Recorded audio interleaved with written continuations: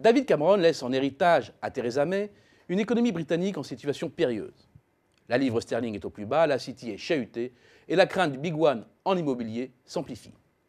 Il faut revenir à l'essentiel et détricoter le modèle britannique pour déterminer quels sont les points de fragilité apparus avec le Brexit. Le premier n'a rien de surprenant, c'est l'immobilier. Je parle ici de l'immobilier papier. La pression est telle que plusieurs fonds gérants d'actifs, et non des moindres, ont été contraints de suspendre les retraits sur des fonds dédiés à l'immobilier. C'est du jargon financier, car pour être clair, cela veut dire qu'ils n'avaient pas assez de cash pour rembourser la mise de leurs clients qui voulaient sortir. Certains découvrent, mais un peu tard, que la pierre n'est pas parfaitement liquide et qu'en cas de blocage du marché, ces actifs ne valent plus rien. C'est un signal de stress majeur avec en perspective le risque d'un effet domino sur le reste des valeurs. Ce n'est pour l'heure qu'une hypothèse. En revanche, voir éclater la bulle immobilière, c'est désormais une quasi-certitude. Or, les effets de richesse liés aux actions et encore plus au prix de l'immobilier sont très puissants au Royaume-Uni. C'est même l'un des principaux piliers de la croissance. Il suffit de superposer un indicateur global de l'effet de richesse et le PIB pour prendre la mesure de la corrélation. Et l'inquiétude vient maintenant que les effets richesse vont décrocher. Et une chose est sûre, les salaires n'embrayeront pas pour prendre le relais.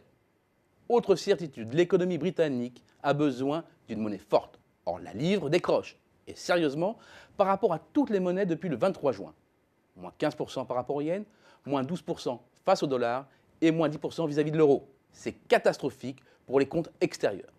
Le Royaume-Uni exporte en effet des biens et des services, beaucoup de services d'ailleurs, haut de gamme ou sophistiqués, donc très peu sensibles au prix. En d'autres termes, ce n'est pas parce que la livre perd de sa valeur que les entreprises exporteront beaucoup plus. En outre, le commerce mondial est en panne. Côté achat, le Royaume-Uni importe massivement des marchandises qu'il ne produit pas. C'est la double peine. La hausse des prix des produits importés fait monter l'inflation, d'où une perte de pouvoir d'achat pour les consommateurs, et le déficit extérieur se creuse. Et c'est bien là un troisième point de fragilité, la contrainte extérieure. Le déficit courant anglais est impressionnant. En moyenne, sur un an, il est aux portes des 6% du PIB. Et compte tenu de la dynamique actuelle, le seuil sera vite franchi.